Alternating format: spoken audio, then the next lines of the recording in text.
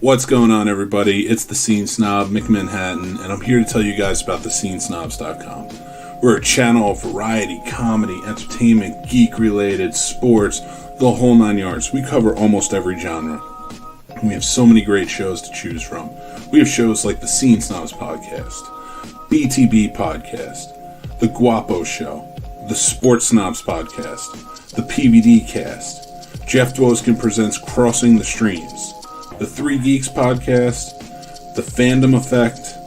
We probably have the only Matlock-based podcast called Matt Talk, and we're introducing new shows all the time.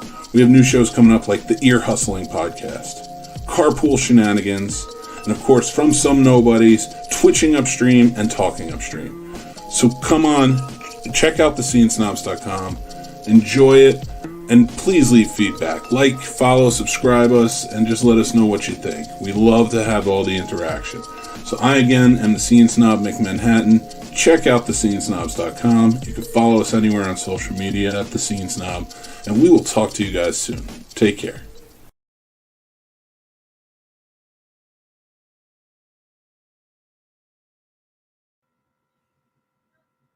Hi, everybody. Thank you for tuning in to the Scene Snobs Network, but I'm not here to talk to you about the Scene Snobs. I'm here to talk to you about Max and Jason, Three Geeks Podcast.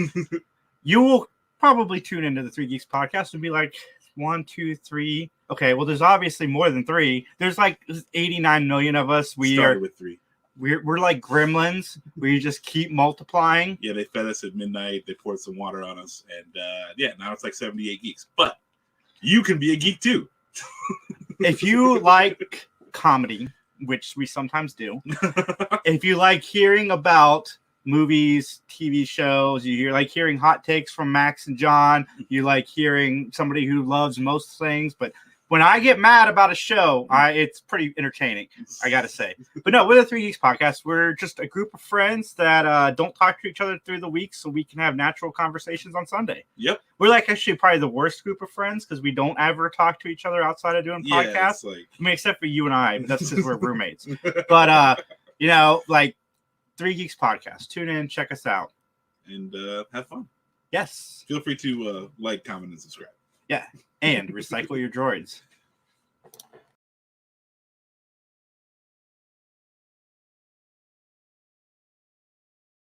What's up, everybody?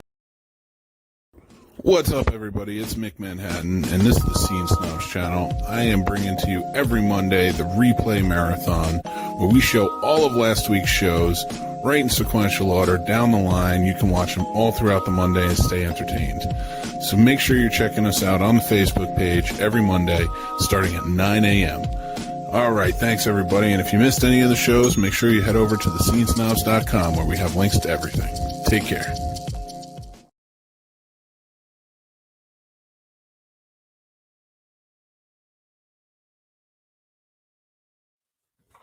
What's going on, everybody? Welcome to the Scene Snobs interviews, and I am back again with another interview with a great filmmaker, and I am happy to bring him on the show and learn more about his production company, J96 Productions. Today, I'm joined by Philip Johnson, and Philip, hello. Thanks for joining us. Hey, how's it going? It's going well, man. How are you doing? I'm pretty good. Just got through making some more YouTube videos, so that's always great. So I had a chance to check out your YouTube page and your Facebook page, and I really dig it. You got some cool stuff going. I love the filmmaking aspect to it. So, how long have you been doing filmmaking and such? It really started about in 2020. After I saw the movie Joker by Todd Phillips, Joaquin Phoenix's performance really spoke to me a lot more.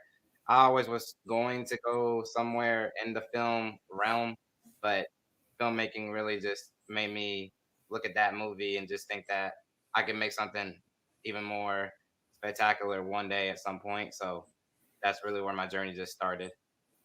I love those stories, absolutely, because I started out in filmmaking myself and producing, but it was Jurassic Park for me as a kid. I saw the scene with the Brachiosaurus and for the first time, how big it was and how little I was. That was like the thing that woke me up and was like, I need to do this. So, I mean, that's a fantastic story. I love those. Now, J96, where does the name come from? So the J96 for Johnson, and 96 is the year I was born, 1996. It's basically to have that footprint so where I can leave a legacy for the future children that I have, the future family that I have. Just trying to make my stamp on the world right now, so that way, when my family does end up taking over, then they'll have something rather than nothing. That's beautiful, man. I love that, and it's so important. And, you know, you've already made a short film called Hangman, right? Yes, I did. And can you tell us a little bit about that? I don't want to give anything away because I want people to go to your YouTube page, which will be in the descriptions, everybody, and you know, check it out. That movie was really it was one of those I just want to hurry up and make one, so let's just hurry up and make one type of deal. Yeah. And while I was writing it, it really just made me think like, you know, those childhood games that you always play, there's always some sort of way you can spin that into making it something different rather than the same thing. So I really just thought, okay, serial killer could be trying to play hangman with the individual. So, you know, without giving too much away, I think that really tells a story. And from that, if you put yourself in the shoes of the person while watching the film, you're gonna understand like how great the message is going to be at the end. 100%, and I love that too because that's such a cool concept of using hangman for serial killing. Like you do see a lot of in the serial killer, especially in the I'd say the early 2000s. They really went with like using computer games, things like that. But nobody, I don't think anybody's ever used hangman before, and that's a very cool concept. I loved it. Is that something you would in the future maybe want to expand on, or? Actually, yeah, I really do want to expand, kind of making it like a TV series where, you know, like the it's almost like the Scream thing, except it's not, you know, played out like the comedy role type. I think it would make more of an impact with the younger crowd because then obviously no one really plays Hangman anymore because it's more of those things for the older generation. But I think when it comes to more inventive type shows, I just haven't seen that many. So I feel like something like that would really get people interested and actually want to watch something like that. Yeah, I agree with you. Now, when it comes to like training for filmmaking and such, what's some of your go tos? I usually I have my master class. I usually go to that a lot whenever I'm either even if it's not just training in general when it comes to filming. Sometimes I just go for motivation because I look at, you know, Spike Lee's masterclass. I look at Martin Scorsese's masterclass, and they really have good points and good pointers. And another filmmaker that's really not looked at as a really great one is Werner Herzog. He's like a really good German filmmaker, and he's really good at explaining the process. And one of the things that really stuck with me was even though you're a filmmaker, you're most likely going to be writing your own scripts. So he said, want to read every type of script that has to do with the genre that you're making, any type of book that has to do with the writing process. You just want to read it so that way you know how the story's supposed to go and how to tell a story as well. So I would say my go-to is Masterclass for sure. Oh, that's awesome. And who are some of your inspirations besides them of getting into it? I know you said Todd Phillips' Joker was a big one. Is there anybody else that you've you know you kind of like latched onto and maybe you've been watching their stuff more and more?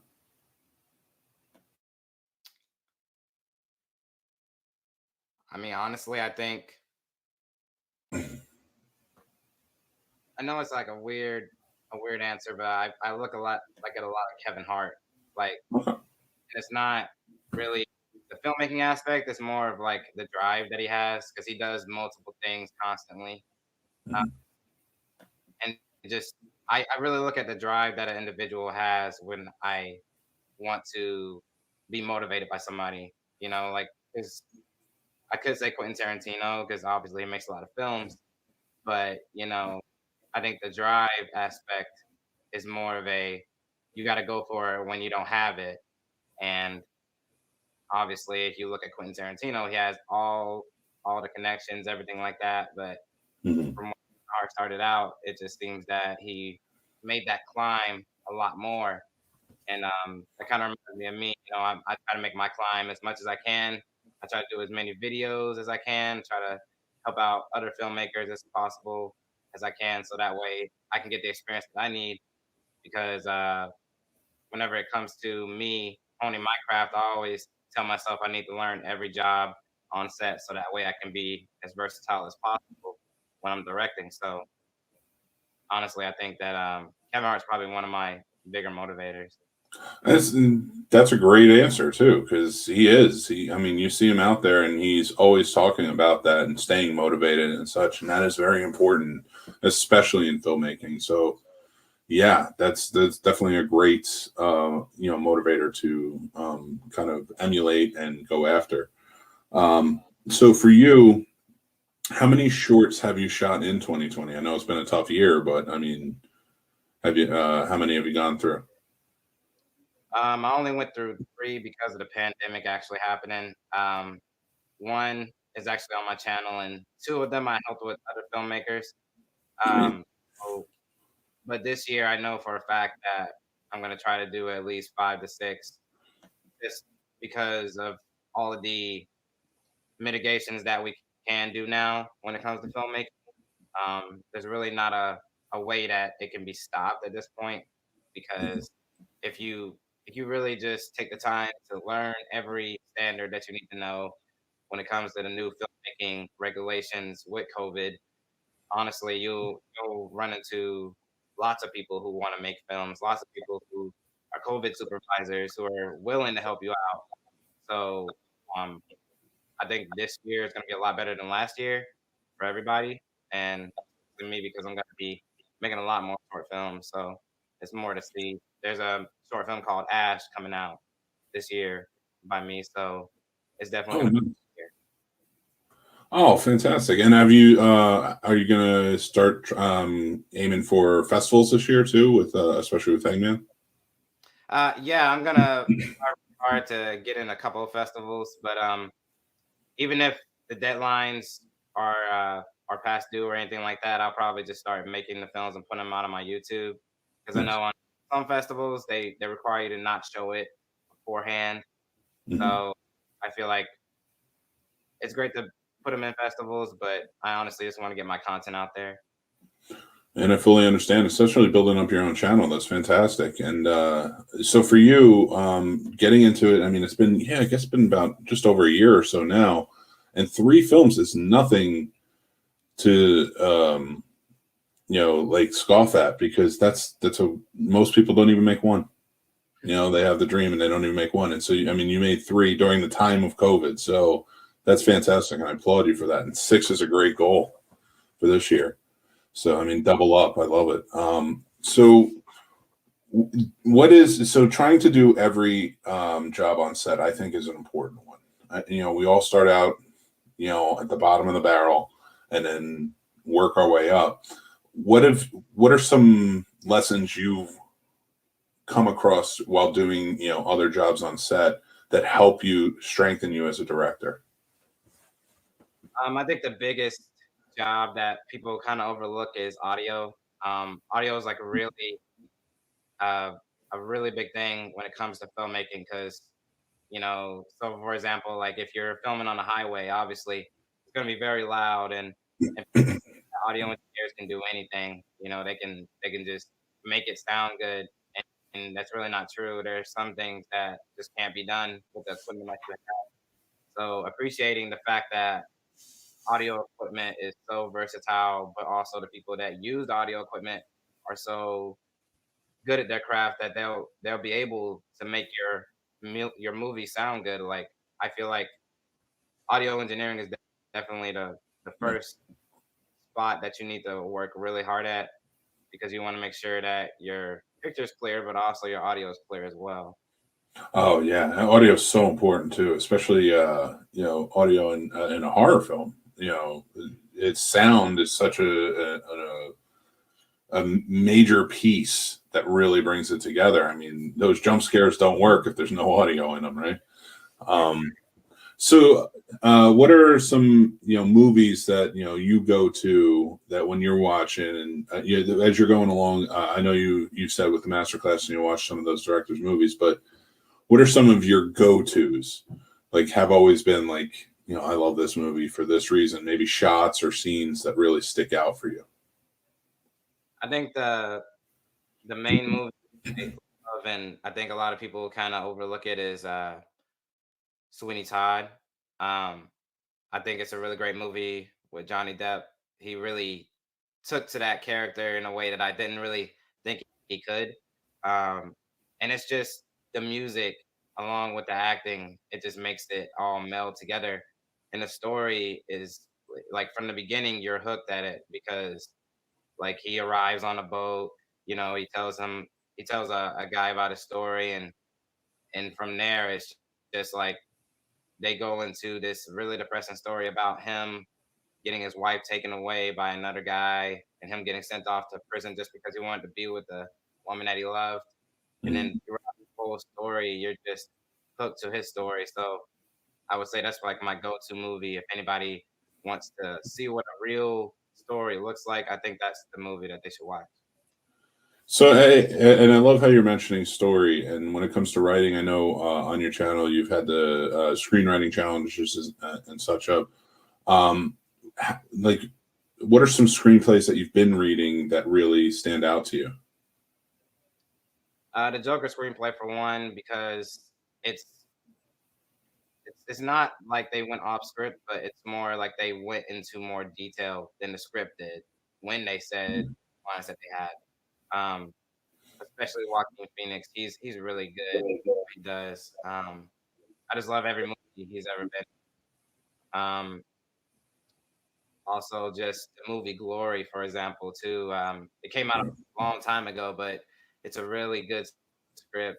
Denzel Washington and Morgan Freeman, I really love how they took to that part because Denzel Washington is just like supposed to be playing this guy who, he's a slave, but he's also, cocky. He knows that, African Americans are supposed to be, you know, getting the right call and getting on the right track. But obviously, back then, war was going on, and when it came to war, they were the first African American platoon, and it's really an overlooked movie because it really like highlights growth. It highlights, you learning something, even if you had the same mindset coming in, you got to have a different mindset coming out, no matter what it is. I really do think that the screenplays were really what made it a really great movie. Oh yeah, that is such an amazing story, through and through, and the acting just killed it. I mean, in that movie, it made the movie. Like, I mean, as beautiful as it looks and as sweeping as and epic as the tale is, like it's the acting right down to its core. I think that made that movie as perfect as it is.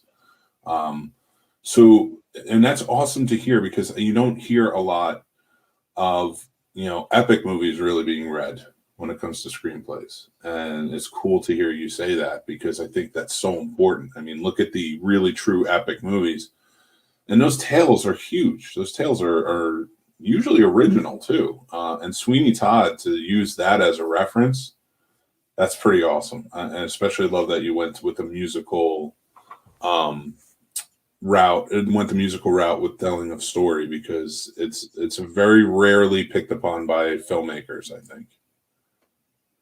So Yeah, for sure. I think Johnny Depp is one of those people who can make anything great. Um, but I think those types of movies, I don't know why, but people just seem to not watch them because it's a musical.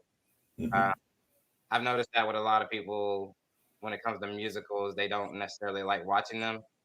But it honestly, in my opinion, tells a lot more of a story than regular films, um, especially Les Miserables, with Hugh Jackman. It was a really great movie too. That's also another one of my go-to movies because it's just it's so like innovative, especially for the time that it came out. For you to actually watch that movie, it really speaks to anybody who cares about story and cares about people's lives in general. Yeah. Yeah, I think it's a fantastic choice, first of all. But also Johnny Depp is as an actor too. I mean, he can change his form so well. When you're looking when as a director and you're talking to actors and directing them, how do you help them get to that point? Like, what have you picked up along the way?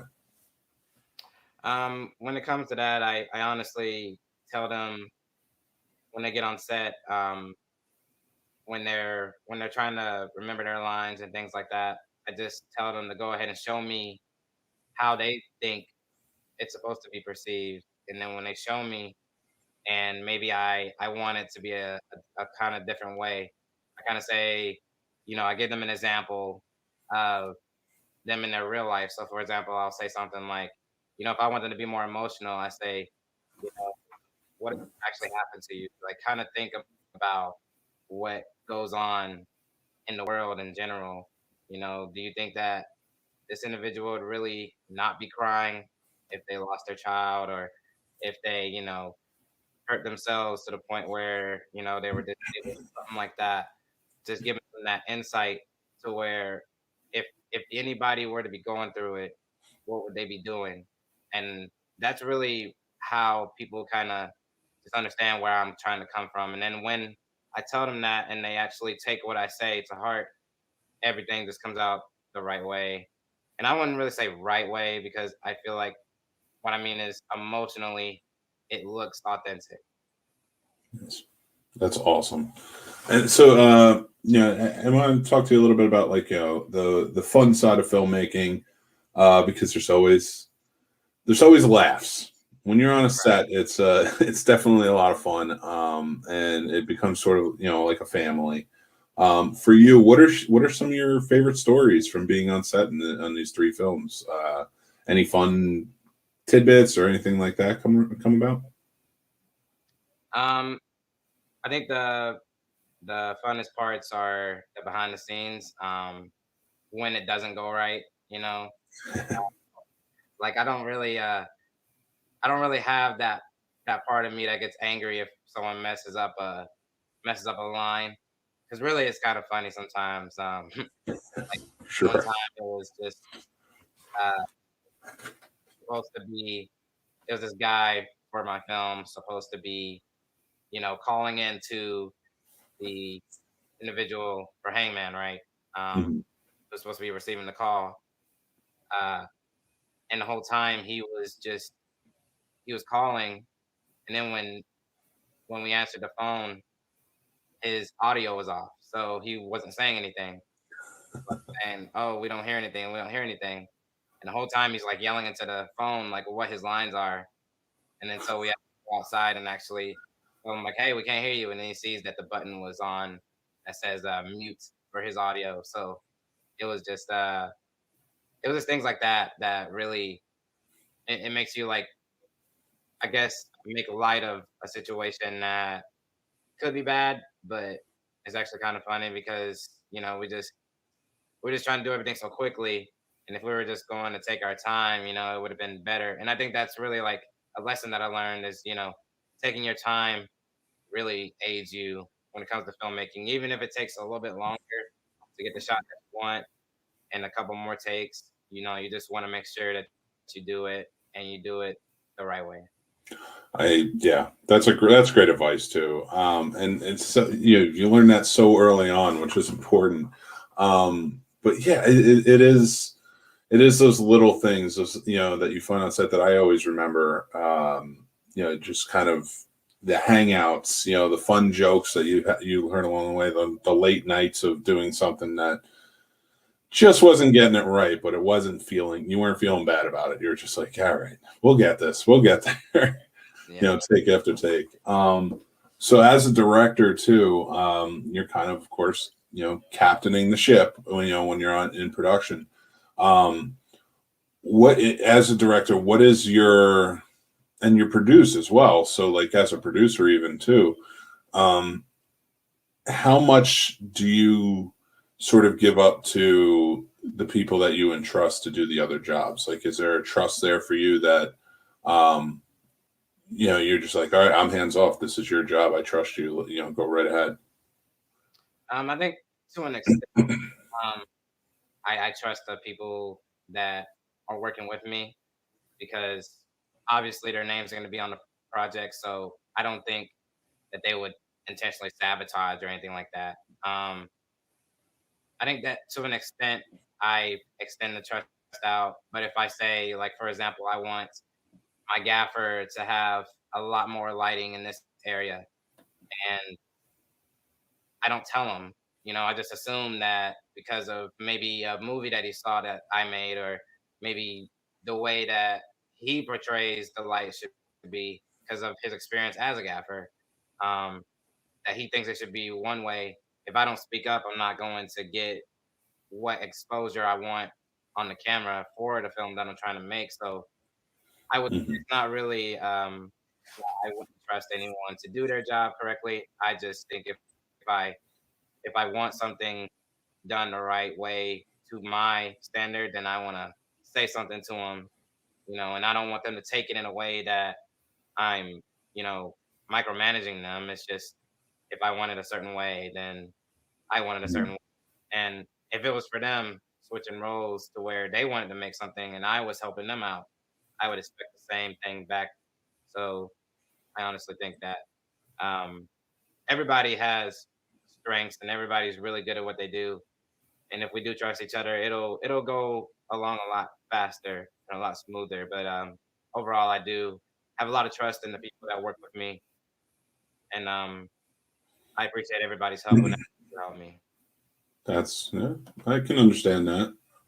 So like when it comes down to it, one thing that I think every film fan, um, I have a few questions for them just to kind of get down to like the nitty gritty of all filmmakers of like what really drives them.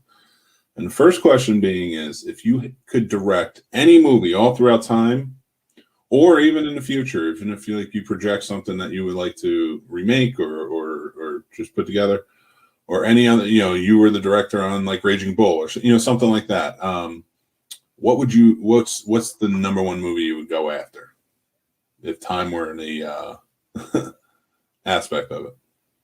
Um, I think I'd go after one of my all-time favorite movies, Silence of the Lambs.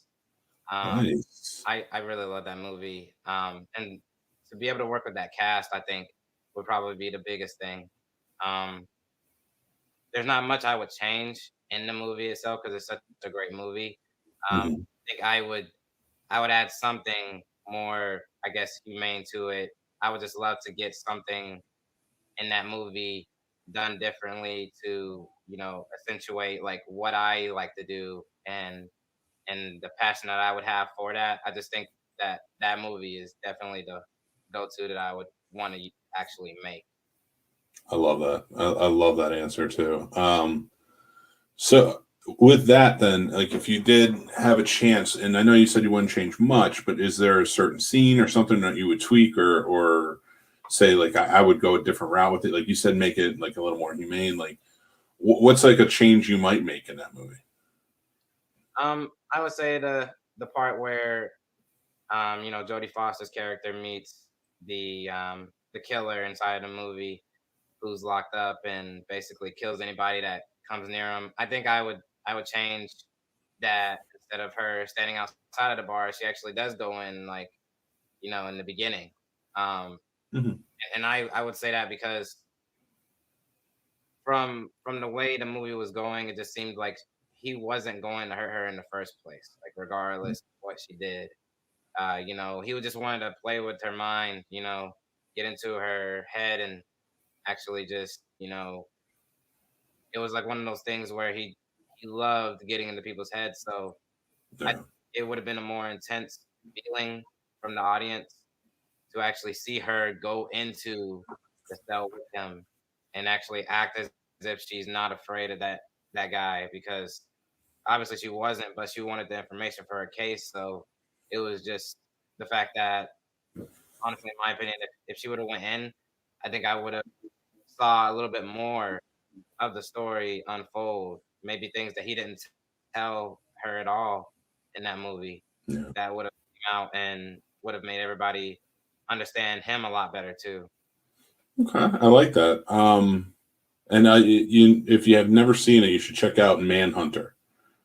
That is another movie where they have Hannibal Lecter in, but it's William Peterson plays the FBI profiler, has to connect with Hannibal Lecter. He actually, in the books and in the movies, caught Hannibal Lecter, but he's going after another killer, so he has to go back to Hannibal Lecter to help him profile. I think that's one that you might like too, because it's very similar in tone. Now, it's not Anthony Hopkins. They actually remade it into a movie called Red Dragon, where Anthony Hopkins did play the role. But if you go with Manhunter, I think it's a much better movie. But there's with that, like I kind of get a feel, especially with Hangman, that horror is a very important genre to you. Is that one that you'd really like to keep delving into to explore? Yeah, I mean, I love horror. Horror was actually one of the things that inspired my movie coming out, Ash. So I had this book, and it's called the Book of Death, um, Mm. and it just tells you about all of the possibilities of what happens after death. So reincarnation, heaven, things like that. And in that book, there's a cremation. So I took that and I just said, okay, what would a film that has to do with cremation actually involve? And then from that, I just got the movie Ash. Someone about to go spread their parents' ashes at some point. You know, um, and all of these altercations and things happen when it comes to family. What actually happened? Was there a murder? Things like that. And so Mhm. that just unraveled into the short film that I made. So I think horror is definitely something that I love to do. But honestly, horror for me wouldn't be good without drama. Um, so I tend to have a lot of drama in my horror films because I just love how the audience can, relate to certain things that people go through. And from that, it makes it even better experience when watching the film. I love it. And that's so well put. And I hope other horror filmmakers who are starting out see that they will see this or hear it and say, yeah, that's true. You need drama. Because I do find that some horror films I watch, I'm like, there's no drama here. There's just a lot of killing. So I do love that. That's great advice. Now, here comes the important. Oh, excuse me. Here comes the important question. So I really need you to think about this one. Top 5 remote dropper movies. If it's on the TV, you're not going anywhere.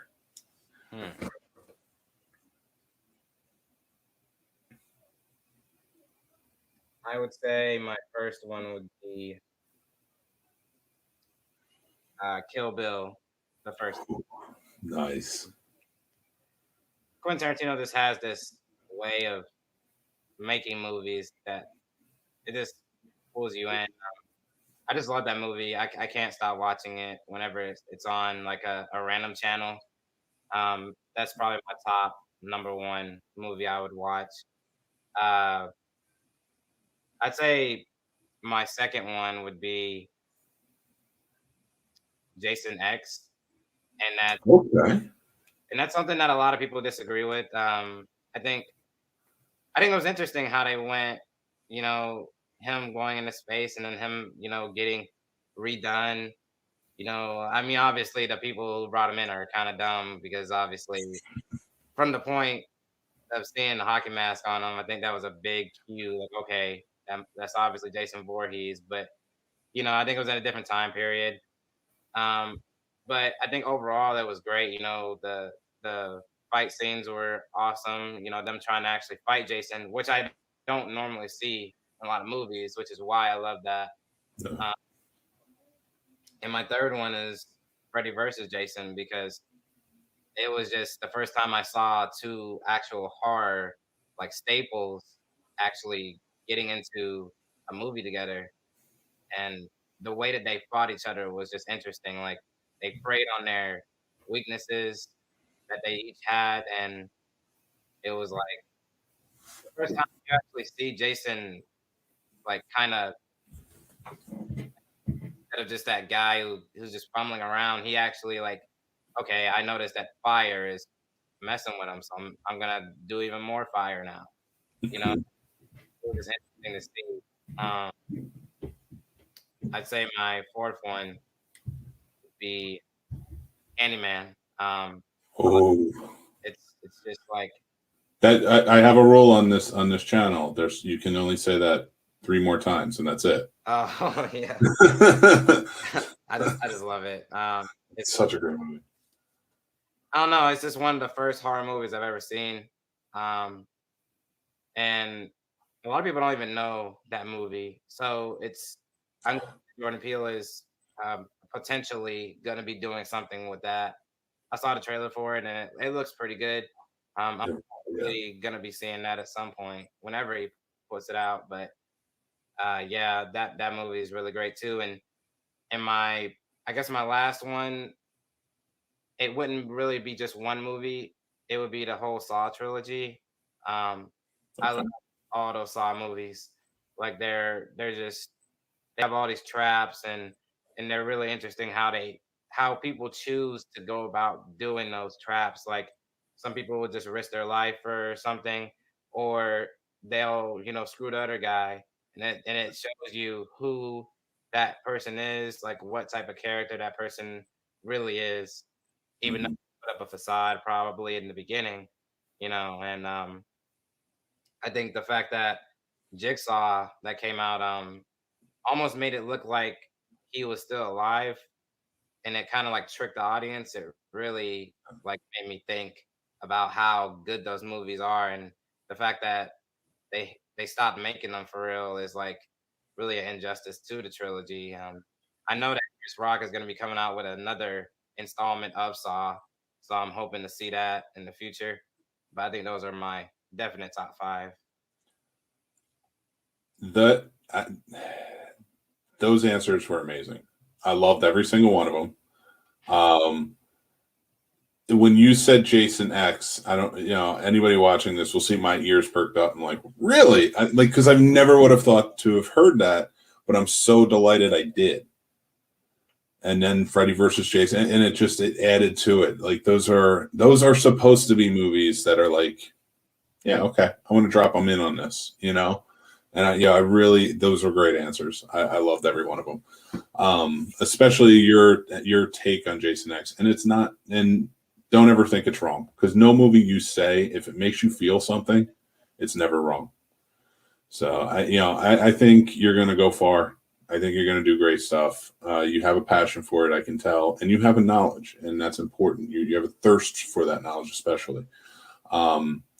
So, Phil, thank you so much for coming on today. I wish you the best, man. I'm going to keep track of your career. I'm going to be watching J96, of course, and anytime you got something you want to promote, please hit me up over here on the Scene Snobs, and I will be happy to do it on the channel and promote for you, because I think that's important. Hey, thank you, man. Thank you for having me. It was really great talking to you. I love film, and I'm going to keep going with it. I'm going to definitely check out your channel a lot more, too. And anytime you want to come back on, just shoot me a message. You're more than welcome to do that. Oh, for sure, definitely. I definitely. So everybody, go check out J96 Productions. It's in the descriptions below, but you can check them out on YouTube. You can follow them over on Facebook. It's important that we do that. We support and we foster the indie spirit. Right here, Philip is doing things, especially during the time of 2020 where it was tough, and going into 2021 where he's really driven and he's doing great things. So I want to support that. Everybody go check him out. I have complete faith in you. You're going to do great work, man. And I'm really looking forward to seeing Ash and everything else that you got planned. Thank you. I really appreciate that, man. Absolutely. And thank you, everybody, for watching. Of course, I'm Mick Manhattan, the Scene Snob. You can check us out and check more interviews out over on thescenesnobs.com. All right. Take care, everybody. And that's our show, everybody. Thanks for listening. I am Mick Manhattan, the Scene Snob. We always appreciate you guys tuning in and commenting along and everything else. Go check out this show or any of our other shows on thescenesnobs.com. Thescenesnobs.com. We love you. You guys are awesome. And if you would like, follow and subscribe to our social media. That really helps us go a long way. And please spread the word. Tell your friends. Have them come in. We love feedback and everything else. So everybody, you have a great day. Again, thanks for listening. TheSceneSnobs.com. Take care, and I'll talk to you soon. Bye.